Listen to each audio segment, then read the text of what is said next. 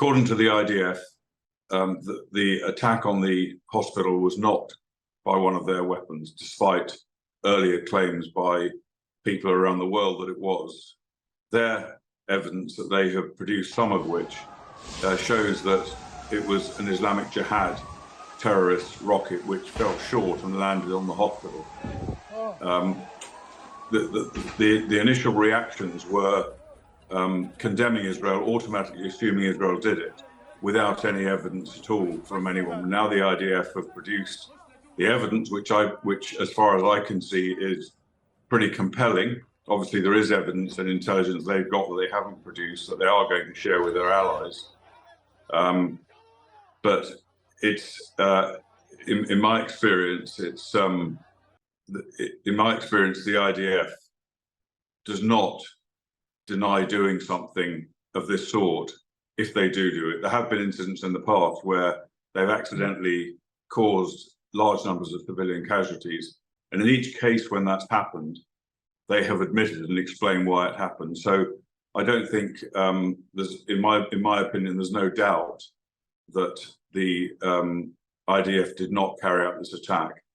I can confirm that an analysis of the IDF operational systems indicates that a barrage of rockets was fired by terrorists in Gaza, passing in close proximity to the Al-Ahli Hospital in Gaza at the time it was hit.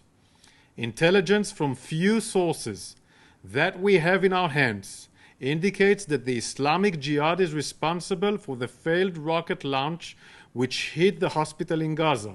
هم بيقولوا تعاون الجهاد الإسلامي. إنه من عندنا هذا؟ شكله من عندنا مين اللي بيقول هيك؟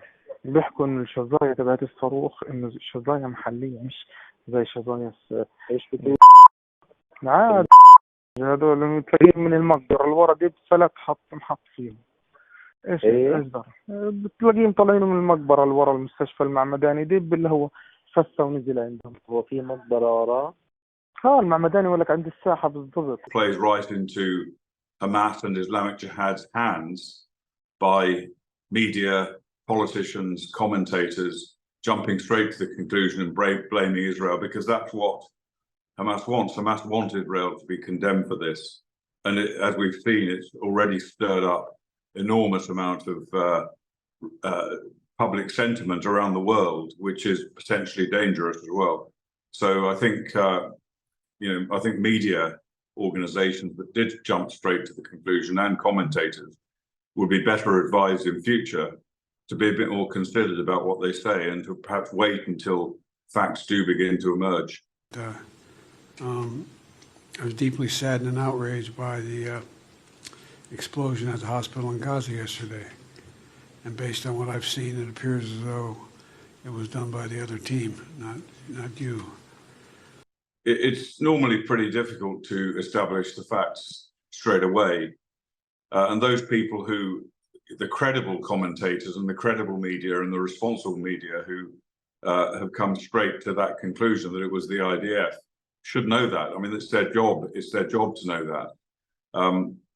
And that's one reason why the IDF took a bit of time. I think it was probably 2 hours, something like that, before the IDF said that it wasn't them that did it. And I think it's okay. There's a huge public interest in something like this, which is apparently a mass casualty event. Although I wouldn't even trust the casualty figures produced by the Hamas the Gaza medical authorities, which are controlled by Hamas, and the figures they produce very often are false. They're very often exaggerated. They very often attribute to the IDF casualties that have been caused by their own people. I think it's deeply irresponsible of anybody to jump straight to a conclusion and then attribute the blame without knowing for sure, or as surely as they can know. Perhaps no one will ever know for sure exactly what happens in these conflict situations. But anyone who is interested in the truth needs to be much more considered about these things. This is what Hamas wants. Hamas wants Israel to be condemned, whatever happened, whether Israel did something, whether Israel didn't do it. I'm not surprised that Israel's ground operations haven't begun. it was just over a week ago when the massacre occurred on the borders around Gaza in Israeli territory, and well over 1,000, 1,400, something like that, Israelis were murdered, raped, kidnapped, burnt alive in some cases, and it was over a week ago, and it takes time to wind up a military machine to the extent that it can go in with great effect. Already, right from the early stages, the IDF were attacking from the air very effectively, and they've already, as far as I understand, killed a significant number of Hamas leaders and fighters. But it takes time to put everything in place for what's going to be a very, very challenging ground offensive. And then there are other factors to be considered. For example, what's happening in the north, on the northern border. The Israelis want to be sure, or as sure as they can be, about the likely expansion of the conflict up into the north. And we've already seen intensive fire from Hezbollah, more intensive attacks from Hezbollah than we've seen since the Second Lebanon War. And clearly the Israelis need to know as much as they can, what they're facing before they launch the ground offensive and get completely locked into that. The IDF will attack if they are going to attack on the ground. And I would say if, because I don't think it's absolutely a foregone conclusion, but I think it's likely. But if they are going to go on the ground, they will go in at the time that's optimum for them.